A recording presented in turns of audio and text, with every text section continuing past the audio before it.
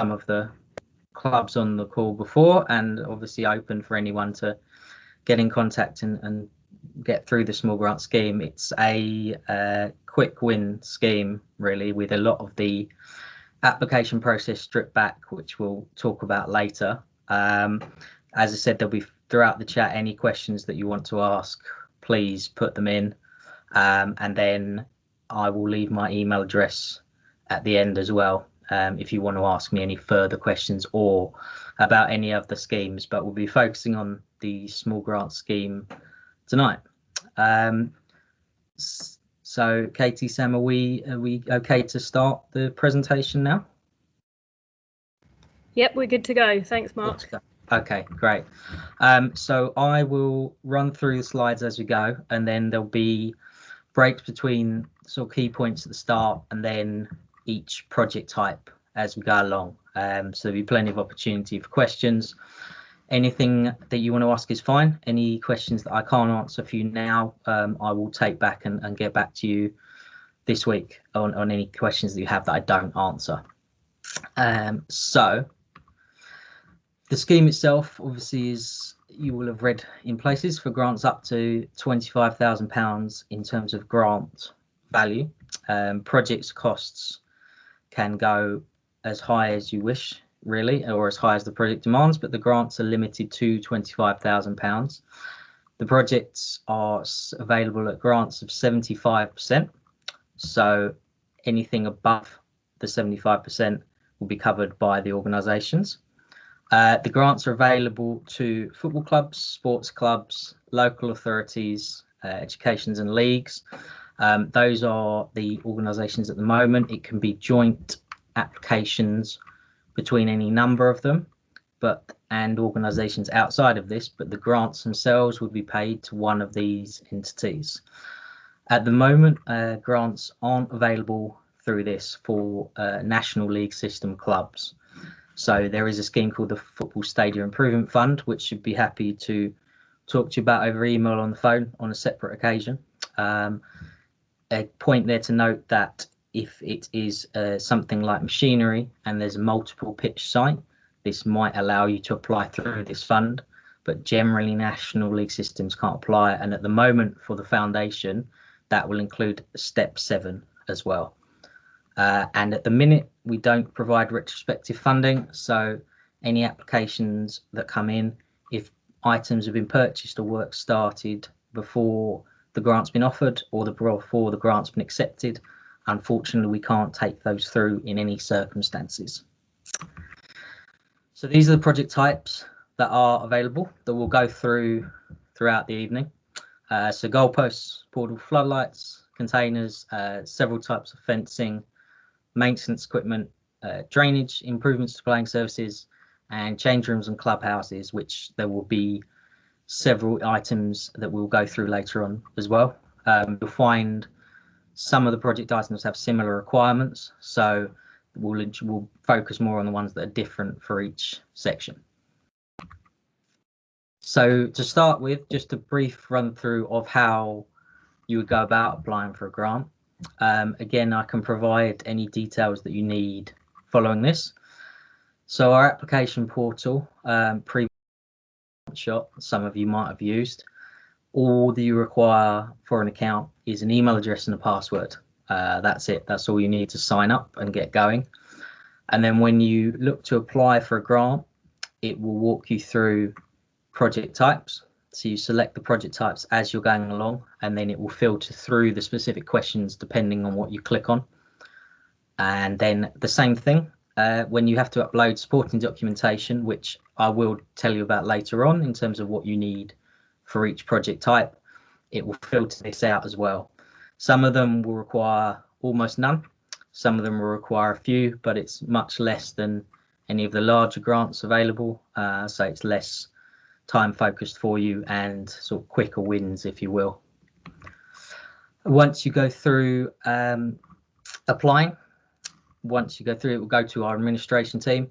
You'll know the grant's live because the grant will have a reference number that begins with a G, and every application, once it's logged, gets given a specific reference number. So that's how we will refer to it in emails to you or on the phone.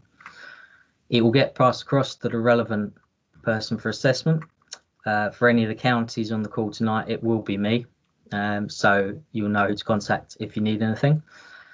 And most of the queries we expect to clarify within your application form. There may be some follow-ups, but the likelihood is through the small grants, most of it will be covered by the questions in our application form. If you're successful, you get notified by email with a link to your account to complete an acceptance process. The links will need to be sent to 2 people, as you'll see, to accept the grant below. They need to be people in positions of authority in organisations. So this would include officers like chairman, secretary, treasurer, anyone like that, or anyone that's got powers to sign things off within the organisation. That will be fine. If you are VAT registered, the costs on any grant and project costs will be without VAT. So we will remove that, but it will be clarified with you before anything's taken through. And something to note that's come up recently, because of all the increased traffic on the website, the system itself can take about 90 minutes to update. So if you get an email and something doesn't appear, please give it sort of 90 minutes before trying again. So sometimes this can be unclear. So just so you know in advance. And the claims process, so it's all done through the website again. There's no forms for you to send in the post or anything like that. So once you've accepted, you can then make your purchase or start the works. As soon as you've got a paid invoice, you submit your claim through the portal. Again, you'll need 2 people to sign it off. And in terms of supporting documents, you need copies of any paid invoices you want to claim against, and a copy of either the organisation's bank statement or paying in slip as well. We won't take sort of bank details written on a letter. We have done in previous years, but now we will require one of those 2 documents. And as an advisory up front, the claims process with advise can take up to 28 days. We obviously would like to think we can do things quicker than that, but as that is something we have to state to you up front before you submit your claims. So I think before we start the next slide, I think if we pause and if there's any questions that have come through, this would be a good place to start. No questions at the moment. If anyone wants to add any, feel free to at the moment. Okay. So yeah, so as we go through, any questions that you want at all, doesn't matter if it's for the section we're on or if it's for something previously, feel free to come through and we can go back to it later on. Mark, we're just going to pause there for. Yep. Just going to pause there for a second, Mark. We had a hand go up there. Was it Owen or was it Nick Owen? Sorry, I didn't quite catch. Yeah, hi there. Sorry, I can't. I don't have the question button. Yes, I'm mute. That's absolutely fine. Sorry, Eric. Sorry, Eric. Yeah, apologies. I don't have the question button, so I have to ask it. Are you limited to the amount of things you can claim for under that list? No, so you can apply for as many items as you would like. So sorry, I'll go back to the list so you can see what I'm saying. You can apply for as many items on that list in a single application as you want. So it will be limited to the 25,000 grant value. So that might be the only thing when you're looking at applying. If your project costs start going up and up, and then we're limited to the 25 that we can give you, you can submit additional applications as well. So if there's something that's priority, you want to go with that first. But in answer, the simple answer to your question is yes, you can apply for more than one thing at once. But if you applied for all of them, you still only 25,000 for all of them. That is correct. So that's why you might want to do, if you did it in multiple applications, say you did, for instance, Goalposts and Portable Floodlights in one, and then waited a while, got some more funding, and then applied for another one later on, there would be nothing to prevent you from doing that. Yeah, understood. Thank you. Yeah. Okay, Mark, we just got one more come through on the chat. You're not registered for VAT. Presumably you have to pay that. Oh, so that was what if you're not registered for VAT? Yeah. Okay. If you're not registered for VAT, the VAT will be included.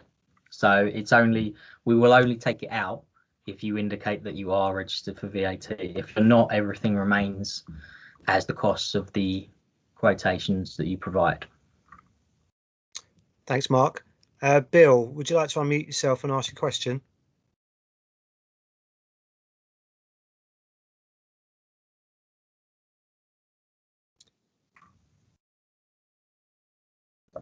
Bill, are you with us?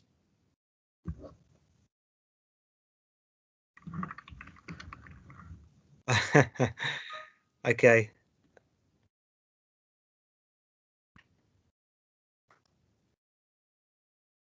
Okay, not to worry, Bill. We'll pick up your question on here if you want to write it into the. Oh, there we go. What is the period between applications?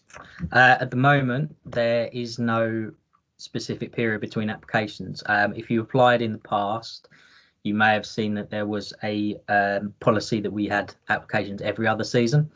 That has been removed. So the policy as it stands at the time is there's no time limit between applications. I can tell you there are several clubs that have multiple applications in at once, which is not as easy for clubs to manage. Would be some advice, but not a recommendation at all. But in terms of your question, no, there's no period in between. So once you've submitted one, you're free to submit another one as well. Thanks, Mark. Okay, so we've got another question coming through thick and fast, which is great. That's fine. Fantastic. So Richard's sent through a message on the chat. We're a club that needs funding for a changing room improvement. We've applied before, but we refused because we didn't have a lengthy lease on the clubhouse. Essentially, it's only 5 years. Mm-hmm. Can the venue itself apply for the funding? So sorry, I've got the chat here as well. Sorry, I should just concentrate on this. So it will come up later, Richard, in terms of the change rooms, but I'll briefly go through now for your question because I can answer that. For if you're getting a grant of under 25,000, the lease is actually required is 5 years now. So previously it may well have been you applied for a bigger grant. Those leases requirements are longer. In terms of, I can see you asked about the venue applying itself as it's a registered charity.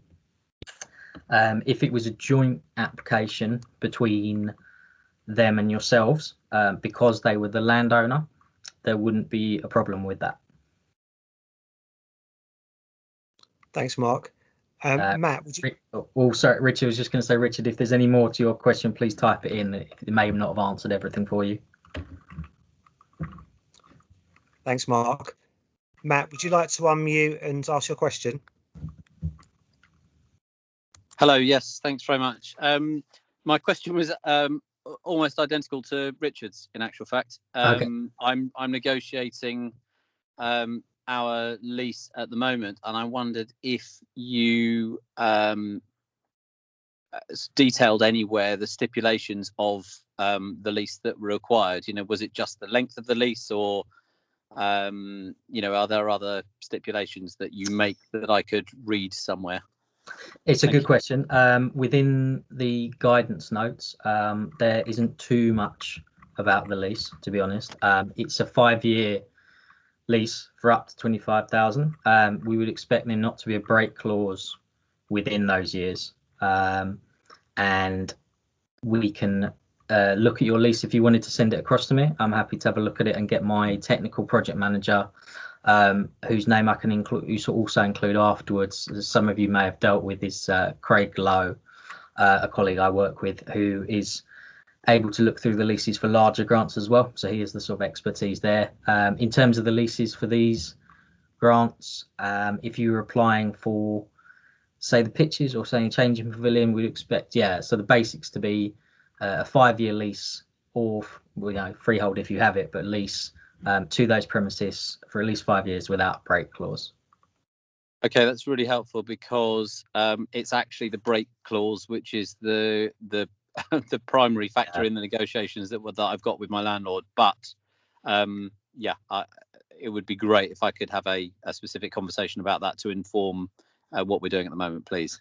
That would be no problem. So what I will do at the end, or the County FA staff can provide you my email address, and then feel free to send any questions you have about that over, and we can take a look at them for you. That's really helpful. Thank you very much. Okay. Thanks, Matt. Spencer, I can see that your hand's up as well. Would you like to unmute and ask your question to Mark? Yeah. So my question is typically, or is this typically for people that have their own grounds? Because we use council area, a council pitch. Okay, so they supply the goalposts. We've managed to get a storage container in and various little bits and bobs. And I'm just thinking how the one thing I have noticed in here is the clubhouse thing, which they've got a building on site that we might be able to use. And Yep. Is that where you're talking about leaseholders and freeholders and that, and they would be the leaseholder and I would have to pay them money, and that's what I'd get the grant for? Because typically we've just used what the council have given us. Sure. But we're kind of outgrown that now, and the pitches aren't great, the drainage isn't great, nothing's really great anymore, and I'm just wondering how I can sort of like make that better through this process, but in conjunction with the council, if you know what I mean. Does that make sense? Yeah, that makes perfect sense. Yeah, I understand that. So some of the items we'll go through.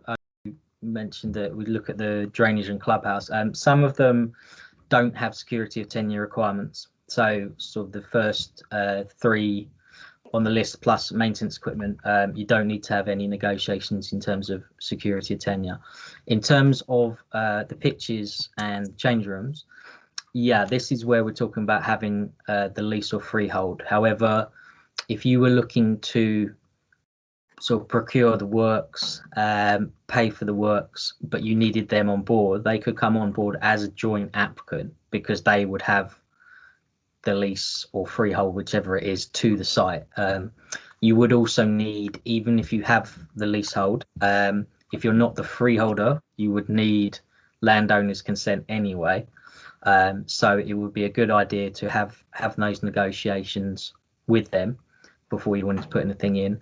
As with some of the other questions, if you wanted to email me separately, I'd be happy to have a longer sort of discussion about it as well and pinpoint the specifics where we can help you out with that. Excellent. Thank you very much. Okay. Thank you. Hi everyone. Can I just say that if there's any specific questions relating to your club that will require a longer answer or a really in-depth answer, can you write them in the chat? But then also, as Mark just said, he's happy to pick up with any club following this meeting. Thank you. No problem. We'll try and Thanks, yeah, we'll try and nip quick bits where we can as well, if possible. So yeah, we'll see. But yeah, as I just said, if it's a longer one, my details will all be available, and I'll be around to take questions. Do we have any more questions at this stage? Just one last one before we move on. Yep. Mark, how do clubs check to see whether they've got an existing grant? So for example, if a committee are changed, how would they check? So the way you can check would be to email me. To be honest, that would be the best way for you to check. We have a list on our system of all existing grants, and essentially, if you are in a position of authority within that organisation, you'll be able to request details of previous grants. The Grant Shop portal holds grants from when it was first launched, so anything that might not have been applied for through that is unlikely to be able to be found on there. So the best way to find them would just be to send me an email and I can check the details for you. Great, thanks, Mark. Right, I think we'll move on now. If you've got any other questions as we're going, as we said before, put them in the chat and then we'll get them answered either as we go along or at the end of each section. Yeah. Okay, so we'll talk about goalposts in the next section. Obviously, this has been a big source of applications for us to try and change goalposts of varying sizes. So these are the grants that we have available for the goalposts. You'll see the sizes on the screen there. What I will say is you'll see it's based on an average price. So this is an exercise that we did around 18 months ago, taking through all the applications and working out of various sizes the average price of the goalpost. This doesn't mean that you have to pay that much for the goals or that you have to find a quotation for them. It's just to give you the maximum values at each grant. So you'll see in terms of this, for instance, the full size adult goal, there is a grant of 1,440 for an average price of 1,920. So that's the 75% there. If the price was less, you would still get 75% of that cost. If you were to pay more than that, you'll see it's a maximum grant amount. So if you decide to pay more than our current average price, essentially the club will be making up, or club organisation, sorry, will be making up the extra difference. So you'll see the grants below. You've got the 11-a-side goalposts, 9v9 mini soccer and futsal as well. So these are the ones we have available. You'll see that they go down slightly in each group. In terms of number of goalposts, at the moment what we have is it's limited to 5 pairs initially. If you have more than 5 pairs on site, there is an extra form that we fill out to allow you past that. So essentially you would get in contact with myself or any of our administration team to, it's a sort of justification form in terms of why you need more than the 5 pairs. This isn't something that we would stop, so don't worry about doing anything like that. It just means we need a little bit more information than we would do for the others, for the less amounts of goalposts. So in terms of a successful application, these are the simplest ones. So there's no security of tenure, so you don't need to have any ownership of the site at all. There is a list in the guidance notes of a recommended supplier list. Now, this is not saying that these are the only ones we approve. This is just ones that we have seen for recommendations. So it's not a closed list. The only thing would be, if it's not on there, it must meet British standards. So there's a safety certificate that will be published by any supplier from 2018 to make sure it's safe for use, basically. So we would need those as well. And the last point to note on goalposts really is that they shouldn't be purchased until you have accepted the grant terms and conditions. So this sort of ties back into the retrospective funding from earlier. Goalposts generally, in terms of decision times, we would advise you usually get a decision the same week because they're a quick turnaround. And yeah, so that's all you really need for goalposts. We'll sort of publish stop here for this project type to see if anyone has any questions on goalposts.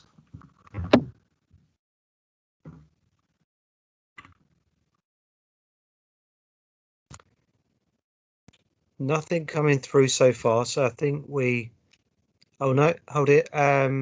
Sam, would you like to unmute yourself and ask your question? Yeah, just a really quick one, and probably be a yes or no. Would you include anything like goal nets or anything within goalposts, or is it literally just the frames? So the goal nets would be included, yeah. So generally suppliers will sell as a package. So it would be the posts. If you need portable goalposts, packages generally include the wheels as well. And yeah, the nets would be included. But if you just needed, if say you just oh, I see. Sorry, no, you would. So essentially, it's for new goalposts or replacement of existing unsafe goalposts. So if you just wanted to buy nets, no, that wouldn't come through. No, that's fine. Great, thanks. Okay. Thanks, Sam. I don't think we've got any other questions coming through, so I think we're good to move on. Okay, all right. So the next one is portable floodlights. We've had sort of increasing these recently, I think, given the weather and the darkening light. It's obviously a really relevant topic for everyone at the minute. So we accept applications for portable floodlights, both new and old. So if they've been previously owned and come with their own 12-month warranty, then we will accept grant applications for them. In terms of floodlights, there's no fixed number in terms of portable floodlights. Obviously, people have different sized grounds and facilities that they want to light. But depending on the number, which is on a case-by-case basis, there may be additional justification applied, which would be during the assessment phase and the grant officer, so myself, would be in touch if there was any extra discussion needed. We don't fund fixed floodlights. They tend to come through in the FSIF, so the National League. If you that's for facilities, either you can come through a larger scheme or the Football Stadium Improvement Fund. I'm happy to take questions offline about those schemes as well, if you wish to. So that's the sort of portable floodlights, the only two types really. In terms of what types you order, that is entirely up to you, but you'll see the criteria in a second for what you can do. As before, there's no security tenure for this, so you don't need to own the site that you're using. For this, we need 2 like-for-like quotations. So whereas the goalposts, you don't need to source any quotations beforehand, if you so wish. For this one, we need 2 like-for-like. So in this case, it would mean the same number of floodlights in each application. What you should also take note is that we want floodlights to be used in areas that aren't designated for match play. So we want to keep them away from the pitches, to keep the pitches from as much for use on matches only as we can. We'd also need details in terms of how you maintain your grass areas. So whether this is through external ground staff or staff that you have within your own organisation, either is fine. We would just need details on that. Where you store your floodlights, this is something that's come up quite recently, really. We don't accept storage in a personal residence. So essentially, it needs to have somewhere that more than one person has access to it.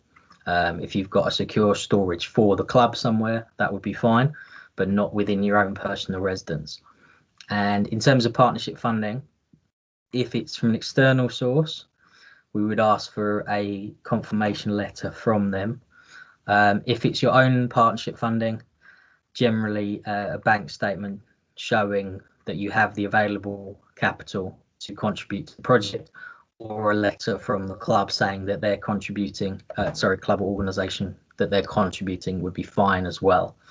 So there's not too strenuous requirements for this. It's slightly more than the goalposts. That is all we're covering on floodlights at the moment. So again, we'll pause for any questions.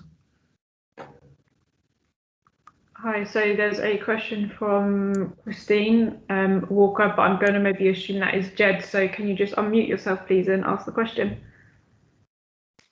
Good evening, everyone. Mark, a very quick question. Sure. Regarding the floodlighting. Yeah. Right, does planning permission need for these? So for portable floodlights, you wouldn't require planning permission. Planning permission generally would only be for fixed. Yeah.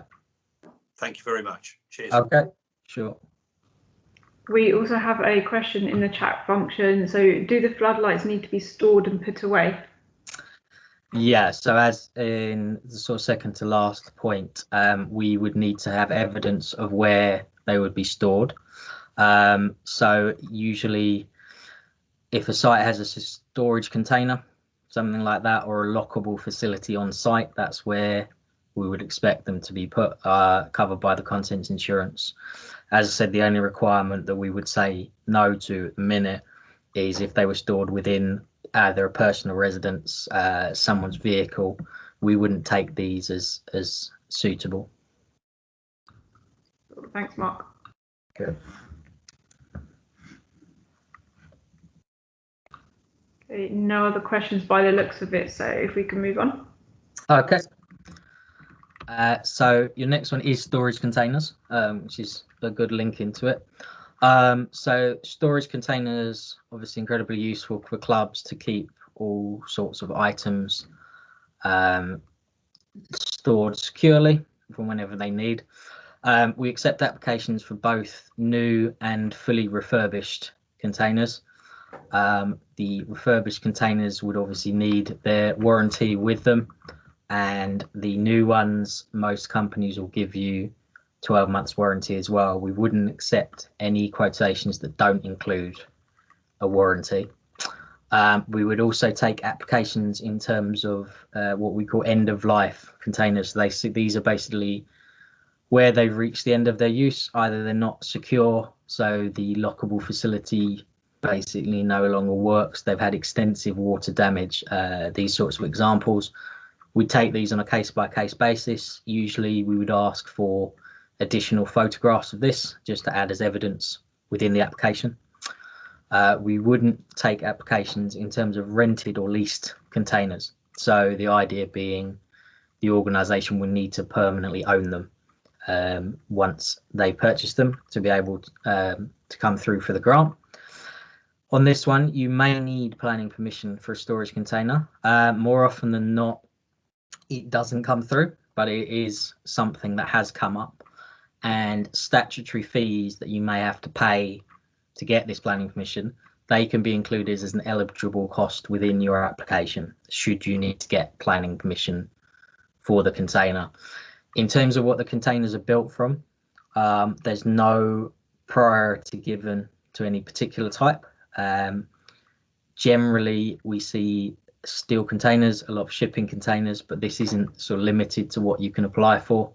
The grant officers will make that judgment within their assessment, but as long as you have the sort of guarantees of security, generally these are taken as accepted.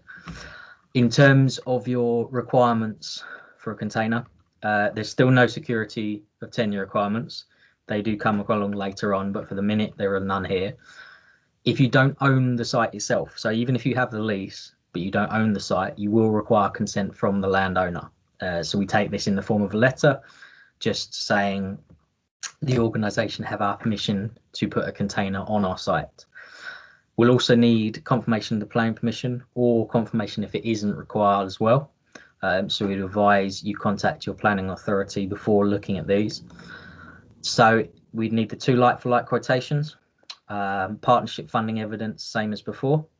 If it's previously owned, you'd need a copy of the warranty for the container. And generally helpful is a photographed or marked up drawing, so where the container will be on site.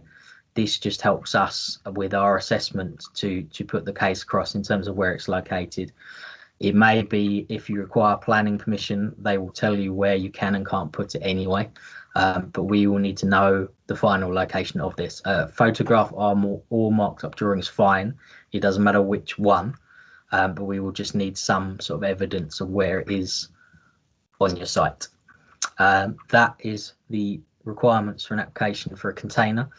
So again, if there's any questions that have come through, please let me know. Hi Spencer, could you unmute yourself and ask your question? Yeah, so my question is, we've got a container. When you say refurbished containers, are you talking about purchasing a refurbished container or refurbishing an existing container that you have? Yeah, that's a fair question. Could have been clear about that. Apologies for that. This would be for purchasing another one. It wouldn't be for refurbishing an existing one.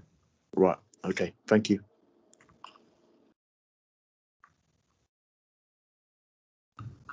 No other questions by the looks of it. So if we could move on to the next section, Mark. Okay.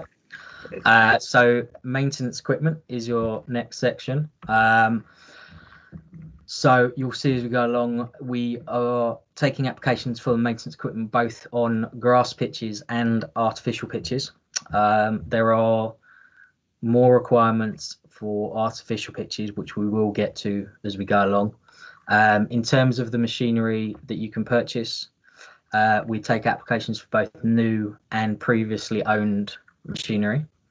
When it's reflected in your quotations, either both need to be new or both need to be previously owned. There's not a policy of mix and match. So if you have like-for-like quotations, as said, they need to both be old or both be new.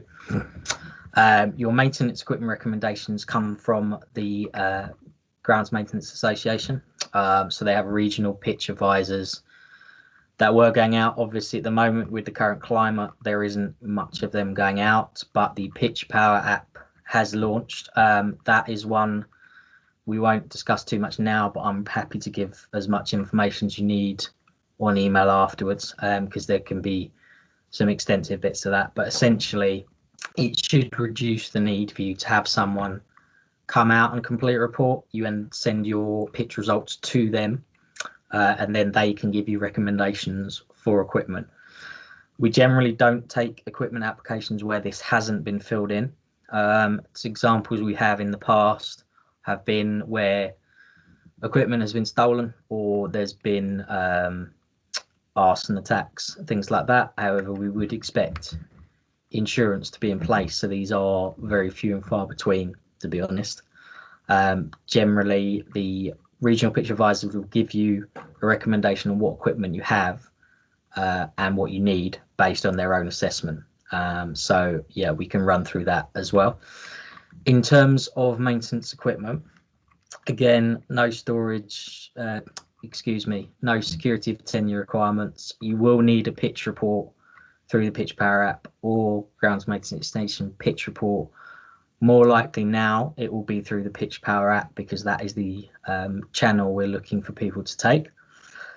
As said, you'll need two like-for-like quotations, partnership funding. Again, you'll need the warranty if it's a previously owned or single-use machinery.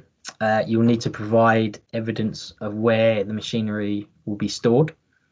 And if you're replacing existing machinery, as I said before, you'll need to provide photos of the machinery that you currently have so we can make the assessment as well. It would obviously be in your application form. You'll write up the reasons for replacing what you have rather than additional machinery. But this will help your case essentially if you submit photos with it.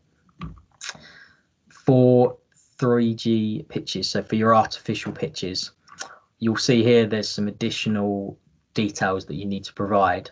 So you'll need to provide the sort of maintenance schedule for the pitch currently and who takes care of this, who currently uses the facility, what your machinery will do in terms of performance for the pitch, making sure that any machinery that you purchase doesn't invalidate any warranty that you have on the pitch. So that's an important one. So if you purchase machinery that hasn't been covered within a warranty, this wouldn't be something we'd be able to consider. And the one above that is basically saying that you need to stay on the FA pitch register from 5 years. So you'll notice this is a similar term to the lease, essentially, so the terms and conditions of the grant are covered during that period. So it would need to be on the FA pitch register for 5 years from the date that your grant is awarded. I realise that's quite a lot to cover in terms of both the grass pitches and the 3G pitches. So pause maybe for a little bit longer on this one, just to have people have time to take the information in and see if there's any questions.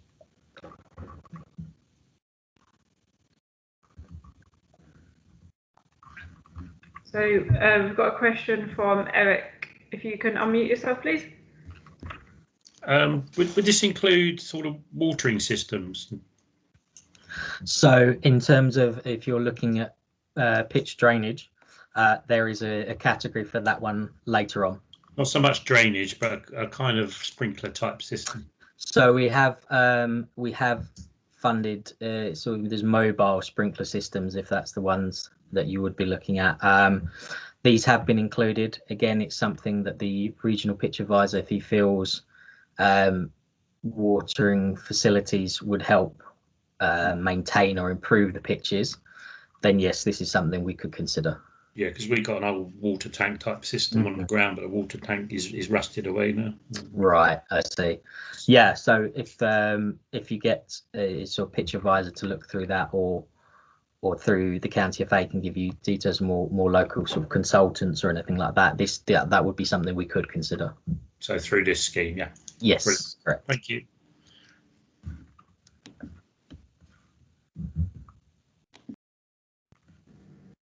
Any other questions before we move on? Okay, not by the looks of it, Mark. So on to the next one. Okay. So next we cover fencing. So I mentioned there when we first began the presentation, there are a few types of fencing that we will consider the funds of. So ball stop netting or ball retention fencing, whichever version you like to call it. So this generally is the sort of demountable poles and nets to stop losing balls from your site, essentially, or damaging residential properties. Often it can be health and safety if it's near roads, things like this. So those will be eligible. Boundary fencing for your site. This is usually included within the same remit as site security fencing. So if you are having problems with trespassing or anything of that nature, that would be something we would consider as well.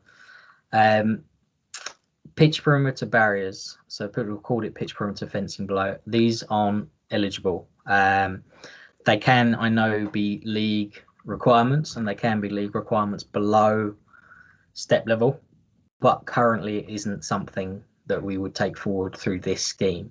The Stadium Improvement Fund, if you are within the national system, does fund pitch perimeter barriers. So that would be the one I would advise you to go down for that, but through small grants, we wouldn't take that forward. In terms of requirements for applications, this is the first place that the security of tenure comes in. So if you own the freehold to the site, it'd be no problem. Or if you have 5 years left with no break clause. Licenses or playing management agreements, I know they can be common, but these for our grants, we wouldn't take as a supporting document. It would have to be freehold or leasehold, or as with a couple of the questions earlier, you can submit joint applications as well. If you aren't the landowner, you will need consent from them to put these fences up on their site. And then in terms of planning permission, if it's demountable, generally you won't need it, or if it's 2 meters or below, that is the figure at the moment. You tend not to need planning permission, but as before, we will need confirmation either that it's required and you've got it, or confirmation that it isn't required. And also we would take statutory fees and eligible costs should you have to pay them. 2 for like quotations. So we'll be looking at 2 companies providing the same type of fencing, with if there's any modifications with both of them doing the same thing, we wouldn't look to accept quotations that they give you different types of fencing for the same facility. This is just as part of our audit requirements, that there's a sort of fair competitive process for companies coming through. We'd need photographs or drawings of the locations of the fencing. So for ball stop netting, you may put a drawing to say on our land, this is where we're going to put it. If it's security fencing, you may have a drawing, or you may have a photograph saying this is where we have our security issue. So we'd like to put fencing here. And in terms of partnership funding, the same as before. So either a bank statement, letter from the club, or letter from any partner funders that you've applied for. We do occasionally take through grants with conditions for partnership funding. So saying, but this would also require you to have all your partnership funding in place before you started the works. So generally my advice would be to have everything in place before you apply. Otherwise you might have to wait quite a long time. And I'm aware fencing can be quite a key thing to get up and going. So that would be my advice anyway. It's entirely up to you. But partnership funding would be a condition of award, which means you wouldn't be able to start until this was all in place. So those are the requirements for fencing. Generally, you get the 2 types of fencing through the grant, and we'll pause for any questions that you might have there. Right, so there is one question. Does hedgerow qualify as boundary fencing? Hedgerow does not qualify as boundary fencing currently, no.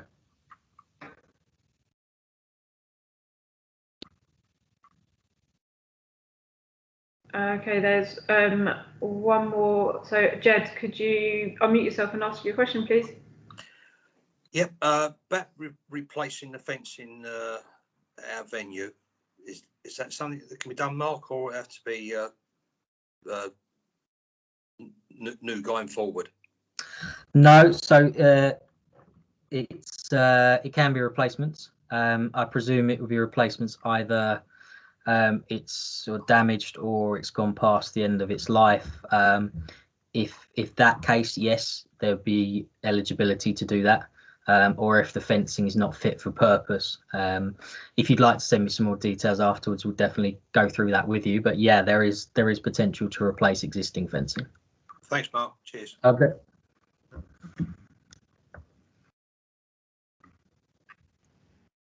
No other questions coming in, Mark. Oh, I spoke too soon. Eric, do you want to unmute yourself?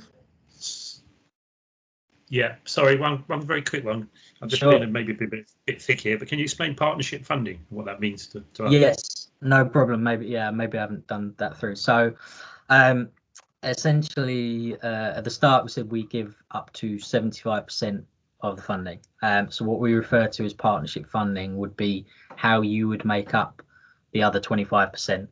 So that would either be self-funded, so from your own organisation, which technically we would count as partnership funding, even though we appreciate it's your own, or from any organisations that you've applied for funding, or local governing bodies that may have given you a grant as well. Does that cover a bit more what we mean? Yeah, totally understood. Thank you.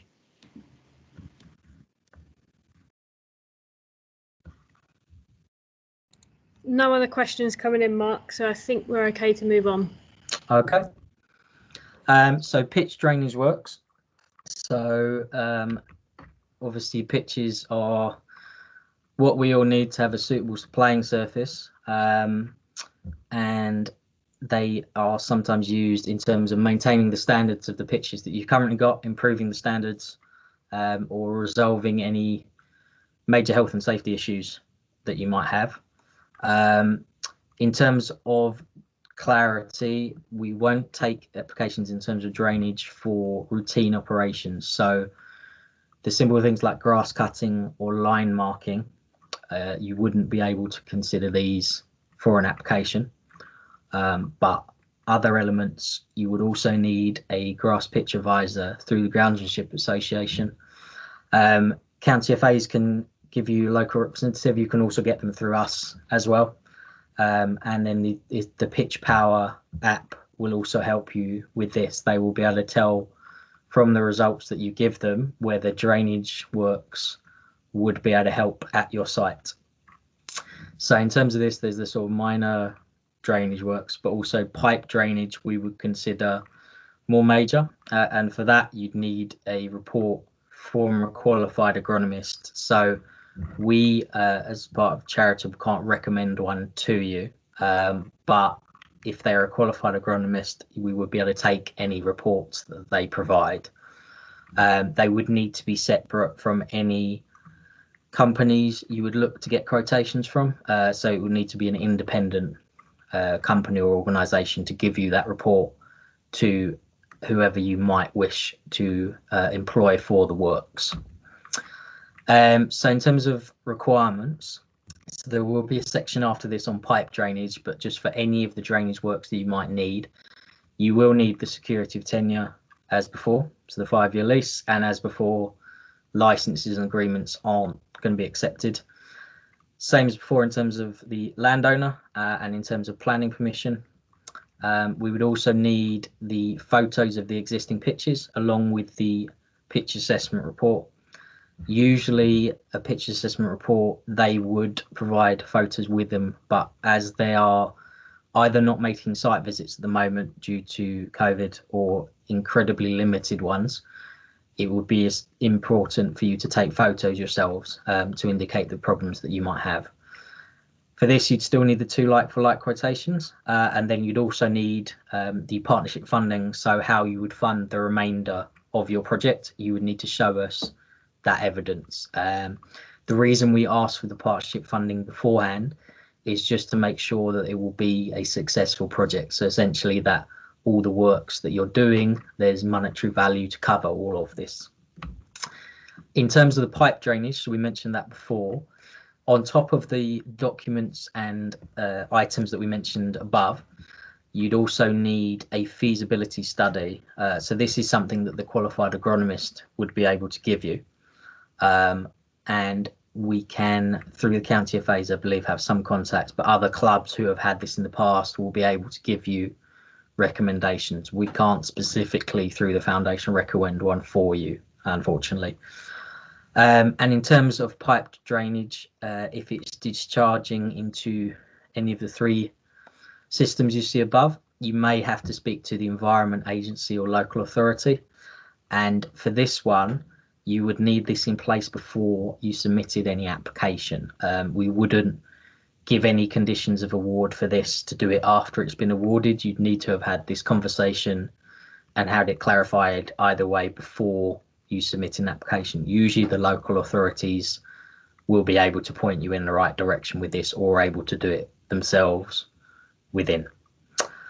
So those covered through pitch drainage. Generally through pitch drainage, we would have longer conversations with organisations before they apply. So this might be one, if your question isn't answered tonight, please send through, and either myself or Craig Lowe, who I mentioned earlier, would be happy to have a conversation with you about this. So in terms of pitch drainage, if there are any questions, please go for them now.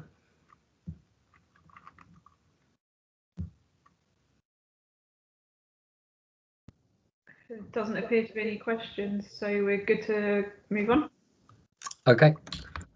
Mark, just before we move on. Yes, sure. Sorry, before we move on, just a bit of a health warning for everybody on here.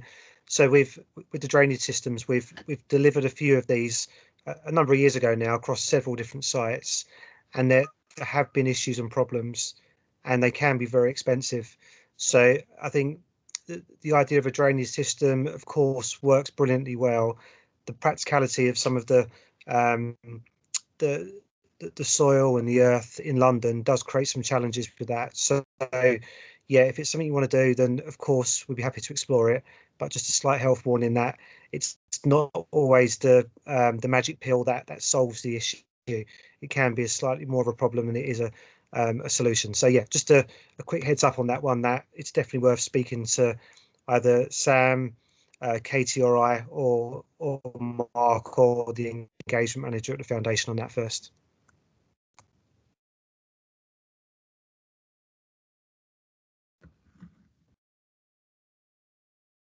Okay. Yeah, as Neil says, it just to add on to that, these can be very expensive projects. So the Grounds Maintenance Association, they may be able to recommend you some other projects that you can take to give quicker fixes rather than the sort of all nuts and bolts approach. They may be able to recommend you something cheaper as well. But they will give you full options. If you ask them to complete a report, they'll be able to give you the options within that. So if we go on to the next section, so in terms of playing surfaces, so somewhat linked to the drainage above as well, but we would look to fund grass pitches, multi-use games areas, and artificial surfaces. All of these surfaces are eligible for funding towards them. As above with the drainage, routine works we wouldn't take through. So whether this be stuff like line painting, routine repairs that are not exceptional works, things of that nature, we wouldn't be able to take through. This one, we would ask that you do speak to the technical project manager beforehand. So this would be one I could put you in touch with Craig Lowe for. I'd probably be on the call as well, but Craig is the expert on these sorts of things. So in terms of applications, it would still come through me, but the advice would probably be beneficial to you coming through. Examples in things that we would fund.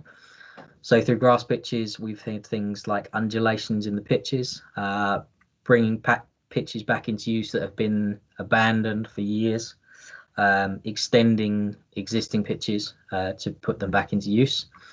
Artificial pitches, we would also fund things like patch repair works. So this would be things like they weren't routine maintenance, it'd be something that was damaged beyond regular maintenance.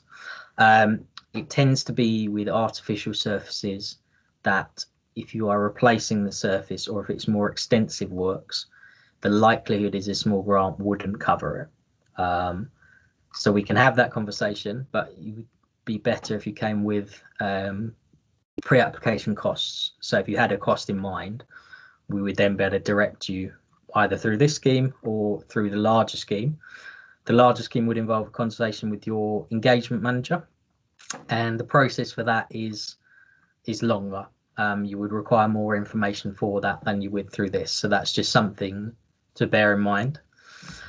In terms of applications, a lot of the same that we've gone through before. So you would need your security of tenure with 5 years, landowner's consent if you aren't the landowner, planning permission. Here we would look to have some plans or drawings in terms of the scale of the works, and also we'd like to know, which will be through your quotations. Usually companies will do this, the schedule of works, so how long the works will take. In some cases, if it's more extensive works, we would look to get a condition survey of the existing surface. This would be something you could get through your Pitch Power app or your pitch report. Generally, they will give you information on. We'd look for 2 like-for-like quotations, and we'd also look for a fair few photos in terms of the condition of the surfaces. So we'd like photos from around different areas of the pitch. Oh, sorry. That will cover that one. So generally, I would say this is more grass pitch application. We will fund artificial, but they do tend to be more expensive. But we will obviously have the conversation with you for whatever surface that you're looking to repair. So any questions now, again, please ask.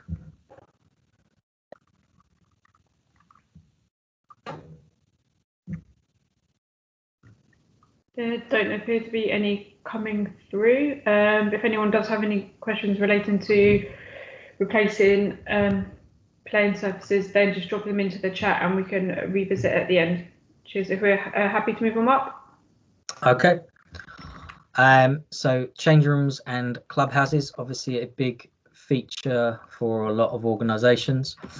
So we will take applications on this for minor works, which I'll give you some examples of in a minute, in terms of correcting health and safety issues, the sustainability of the building, and then in terms of increasing or maintaining participation through the site, because buildings, obviously, at the moment, you are somewhat limited in their use because of COVID, but these changes, you can still make the changes at the moment. So examples of things that we have done in terms of change rooms or clubhouse works, toilet facilities or shower facilities that have gone beyond sort of natural repairs. They're not in, this doesn't just mean they look a bit shabby. This is that you've done repair works in the past. You can no longer get them to a point that they'd, for instance, pass health and safety inspections, things of that nature. We've done those in the past. Boilers that have been condemned, obviously, you know, heating, big thing through the winter. We have done those as well. Disability provision, so ramps, disabled toilets, disabled access, that's things of those natures. Routine work such as painting and decorating, minor roof work, so like tile replacements, things like that, floor coverings, general furnishing works. So these we'd all see as routine activities. So in terms of just things you might do on an annual basis, we wouldn't consider these eligible projects. They need to be projects where it's something, although they're described as minor works, that is a real necessity for you to do. Another thing that's included is electrical works. We have considered those in the past. Say they've been failing, or they're not going to pass safety tests. So those things of that nature. Water damage is another one. If there's been recent water damage that was unexpected or new, these are things that we can look at through these types of projects. In terms of successful applications, a lot of the similar things to before. So you'd need the security of tenure, landowners, permission, planning permission, statutory fees again for planning permission, and in addition to this, building regulations. These would all be eligible costs as well. So you'd be able to add them within your project costs for us to put funding towards. 2 like-for-like quotations, condition survey. So this will be listed as a project requirement.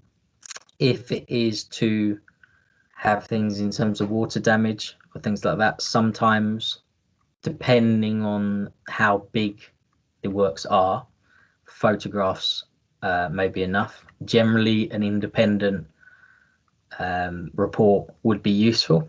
So, for instance, a condemned boiler, someone independent to come in and say, this boiler can't be fixed in a normal process. You either need to get serious works or a new boiler. That would be useful, and that would be the supporting documents that we would need. We'd also look to have plans of the building and the schedule of works that you wish to take out. Again, useful to have photographs. If you can make drawings up, that would also be very useful for us. And partnership funding, same as before, we would look to give a maximum of 75%. So you would have to provide the 25%, and we would only go up to 25,000 through this scheme. If you required more money than this for a change in pavilion, you would have to go through the bigger scheme. This would be fine. Obviously, there'd be no issue with this, but again, it would require more supporting documents and more of your time, essentially. So that would be something to consider as well. So we'll pause for questions in terms of this project type.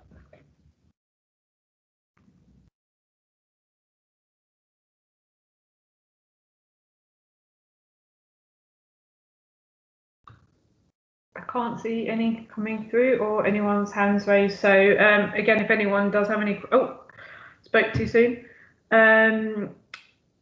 Southgate County, so I'm assuming that's Cliff. If you could. Yeah, hi guys. It's just a should be a simple question. If we've got potentially 2 or 3 items within Clubhouse, namely replacing a fire door and other improvements, do we bullet those within the notes and descriptions within the application and then combine the cost? Yes, so that would be one way you could do it. You can apply for them separately if you wish, but we would prefer, if it was for a change room works, you can lump them all into one application. And we'd be happy to help out in terms of working that up. Cool. And you said a sort of like rough plan or sketch of the works that we're going to do would help as well. Yes, that's right. Okay. So in terms of, just as an example, your fire door, so you're saying about replacing your fire door, something like that, I presume it would just be a case of it's either damaged or it doesn't, it doesn't work as efficiently as it would. Something like that, a photograph would just show, it would show the damage it's had to. Okay. Cheers, Mark. Okay. Thanks, Sam.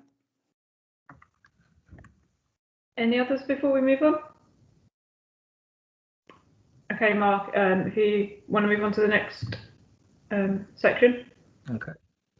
That is actually all the sections. Okay. So I will stop the presentation there, but stay here, and any questions that people have, stay around and see if anyone does. What I'll do is I will put my email address in the chat now, just so everyone has it. You can also get it from, sorry, my keyboard is quite loud.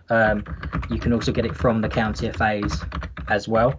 And then any questions that you feel haven't been answered tonight, or any that come to you later on, please feel free to send them across as well. Mark, are you happy if we share a copy of the presentation? Yes, I'm happy. I'm happy for the presentation to be shared. Okay. So what we will do is send the presentation to everyone, along with contact details for Mark and for Craig and for Murray. And also, as I said in the chat, we'll send a copy of the Football Foundation guidance notes as well. Whilst Mark is here, is there any questions? And if it is going to be, like I said earlier, like we said, quite a specific question and quite a lengthy one, that we can arrange if you just contact your county FA, we can arrange a meeting with Mark. Eric, do you have a question? Or was your hand still raised from last time?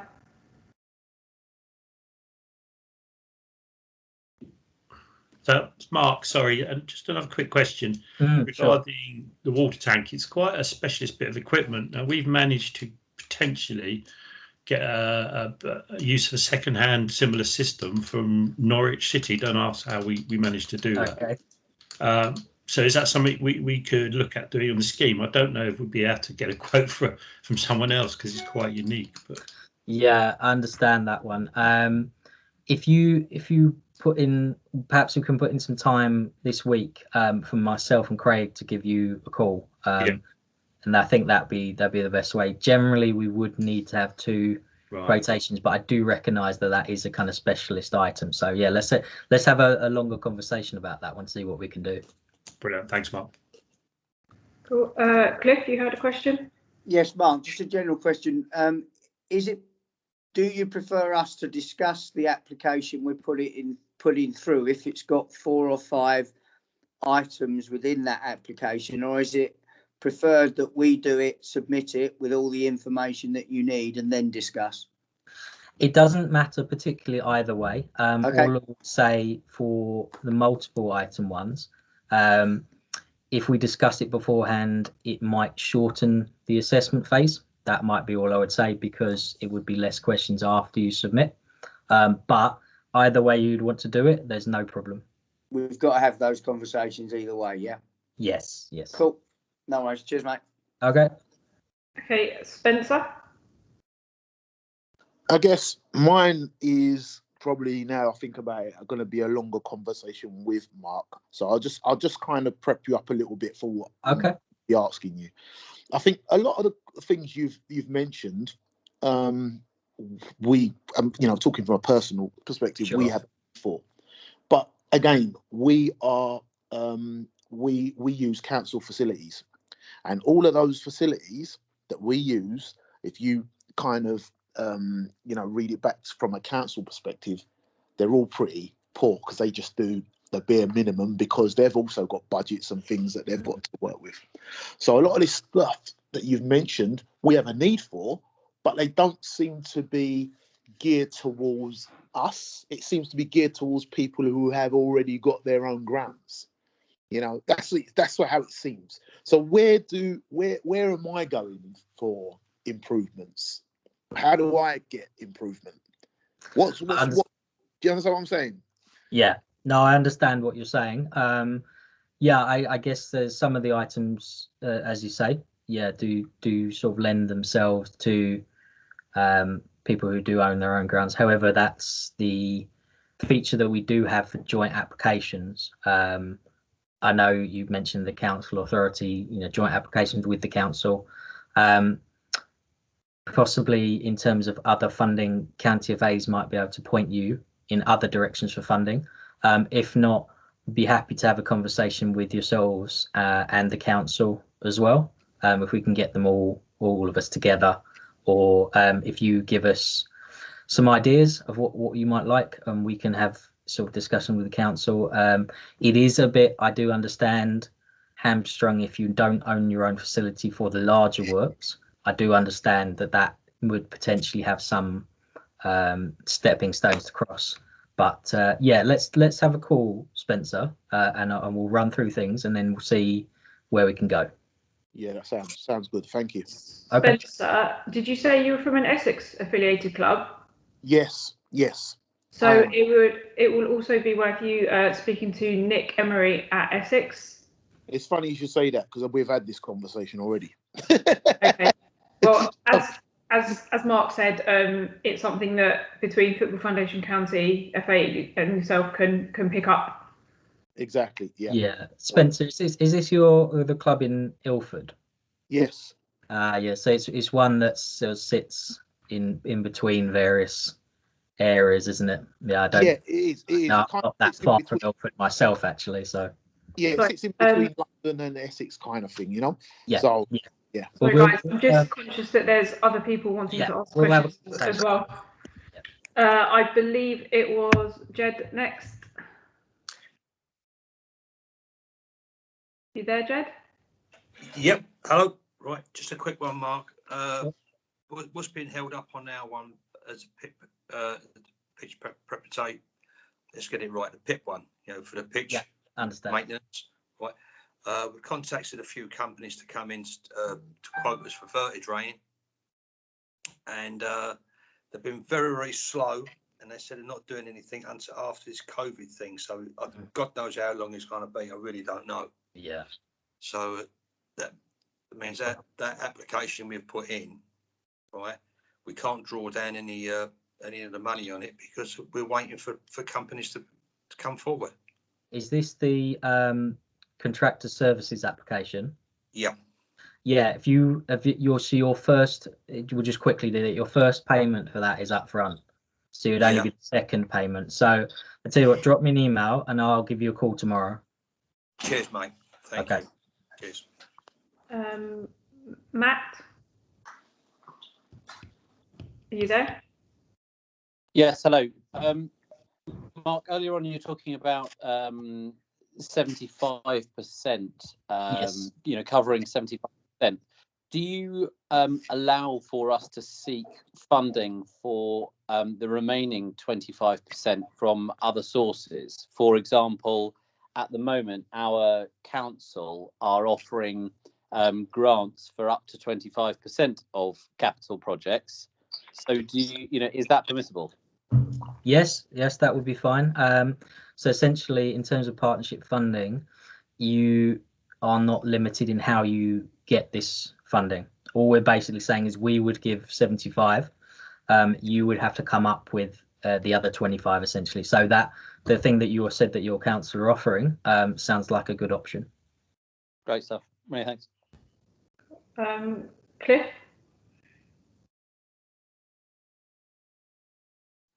Nothing from me, thank you. Oh, your hand's still raised. Don't worry. Okay. Well, thank you, Mark, for that. That was really, really informative, and we hope it has helped clubs. If you do have any further questions, just drop your parent county FA a message, or Mark directly. Mark, would it help if should the clubs be going to county FA first, or can they come directly to you? They can come directly to me. That's fine. Okay, maybe just worth going to Mark directly, but then copying in your county FA just so we're aware of projects. And then if any clubs do need help with the 25% match funding, again, go to your county FA and we can always help you. No promises, but we can always help you source other funding or point you in the direction of other funders. So that's it from us this evening. Again, thank you all for giving up your time to come. And if you do have any questions, again, can't reiterate this enough, just contact your county FA and we are always there to support you.